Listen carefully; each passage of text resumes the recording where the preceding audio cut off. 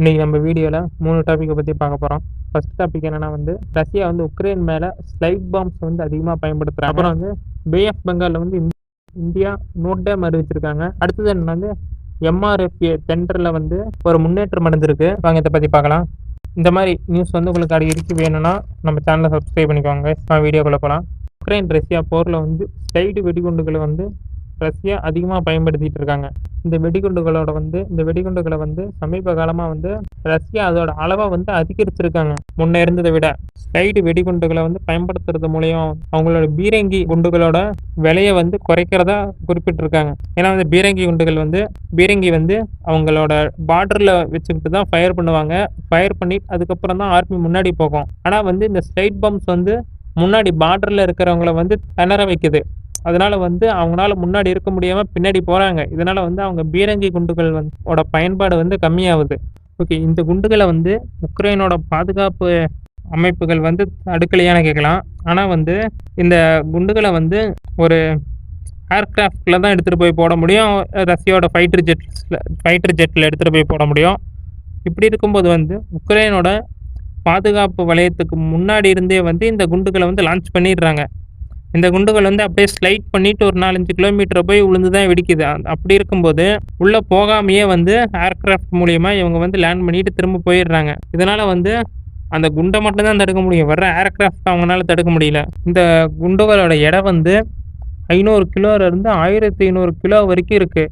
இதனால அந்த குண்டு உழுவுற இடத்துல ஒரு பெரிய பெரிய பள்ளங்கள் மாதிரி ஏற்படுது. அப்படியே குழி மாதிரி ஆயிடுது. இந்த குண்டு உழுவுற இடத்துல இருந்து 1 கிலோமீட்டர் வரைக்கும் அதோட சத்தம் ஏற்படுது. அந்த சத்தத்தால நிறைய பாதிப்பு ஏற்படுதுன்னு குறிப்பிட்டிருக்காங்க.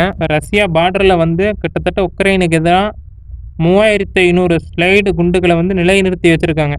ரெடியா வச்சிருக்காங்க போடுறதுக்கு. அதுவும் இல்லாம அது மட்டும் இல்லாம ஒரு வாரத்துக்கும் கிட்டத்தட்ட ஒரு 700 குண்டுகளை ஸ்லைடு குண்டுகளை ரஷ்யா உக்ரைன் மேல பயன்படுத்திட்டு இருக்காங்க. கிட்டத்தட்ட பாருங்களேன், ஒரு வாரமும் 700 குண்டுகளை பயன்படுத்துறாங்கன்னா கிட்டத்தட்ட அவங்க ஏர் டிஃபென்ஸ் சிஸ்டமே ஃபுல்லா போயிடும்.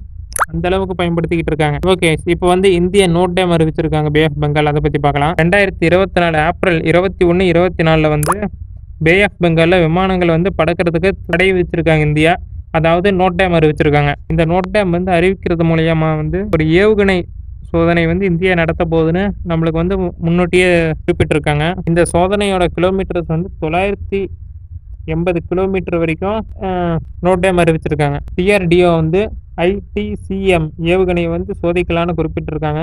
நிர்பாய்ங்கிற ஏவுகணையை குறிக்குது. இது ஒரு சப்சோனிக் க்ரூஸ் மிசைல் நிர்பாய்ங்கிறது. இப்போ நம்ம நிர்பாய் ஏவுகணையை தான் சோதிக்கிறோம்னு சொல்லி நம்மளுக்கு இன்னும் எந்த நியூஸும் அஃபீஷியலா வரல. நோட் டேம் அறிவிச்சிருக்காங்க, இத்தனை கிலோமீட்டருக்கு சொல்லியிருக்காங்க, அவ்வளோதான். நம்ம தான் ITCMன்னு சொல்லி இத்தனை கிலோமீட்டர் அப்படின்னா இந்த மிசைலை தான் சோதிக்க போகிறாங்க. நம்ம தான் ஒரு எடுத்து காமிச்சிருக்கோம், சும்மா ஒரு இது பாயிண்ட் ஆஃப் வியூவில் சொல்லியிருக்கோம். ஆனால் இதை இந்தியா இன்னும் அறிவிக்கல. இது அறிவிக்கவும் மாட்டாங்க.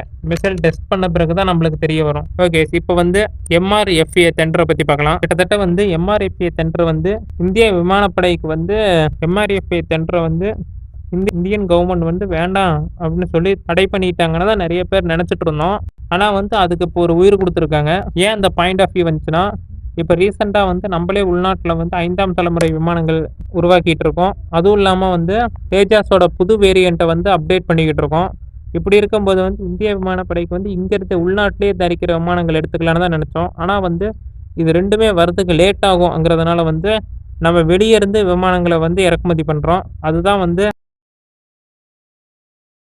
இந்த MRFA டெண்டர்ல 114 ஜெட் விமானங்களை வாங்கியிருக்காங்க நம்ம விமானப்படைக்கு. இந்த MRFA டெண்டரோட ஃபுல் ஃபார்ம் என்னன்னா மல்டி ரோல் ஃபைட்டர் ஏர்கிராஃப்ட். இந்த டெண்டரை எடுக்கிற கம்பெனிஸுக்கு என்ன குறிப்பிட்டிருக்காங்கன்னா நீங்க இந்திய ஆயுதங்களை இதுல பொறுத்துற மாதிரி நீங்க முன்னுரிமை தரணும்னு குறிப்பிட்டிருக்காங்க. அதாவது வெளிநாட்டுல இருந்து நம்ம ஃபைட்டர் ஜெட் வாங்க போறோம்.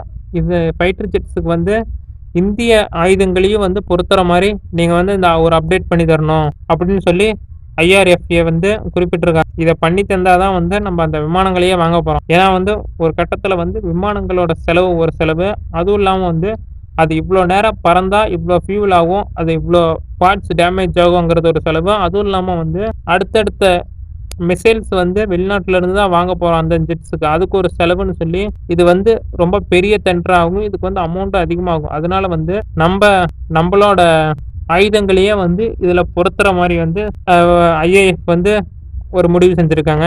நம்ம ஆயுதங்களும் அப்போ அப்டேட் பண்ணிக்கிட்டே தான் இருக்கும். ஏர் டு ஏர் மிசைலும் ஏர் டு கிரவுண்ட் மிசைலும் நம்ம வேற லெவலில் அப்டேட் பண்ணி மேலே கொண்டு வந்துக்கிட்டு தான் இருக்கோம். வெளிநாட்டு ஆயுதங்களுக்கு வந்து இணையா நம்ம நாட்டு ஆயுதங்களும் இருக்கு. ஓகே கைஸ், இதோட நம்ம இந்த வீடியோவை முடிச்சுக்கலாம். இந்த மாதிரி உங்களுக்கு அடுத்தடுத்த அப்டேட் நம்ம சேனல்ல இருந்து வரணும்னா கைஸ் நம்ம சேனலை சப்ஸ்கிரைப் பண்ணிக்கோங்க. அடுத்த வீடியோவில் பார்க்கலாம் கைஸ்.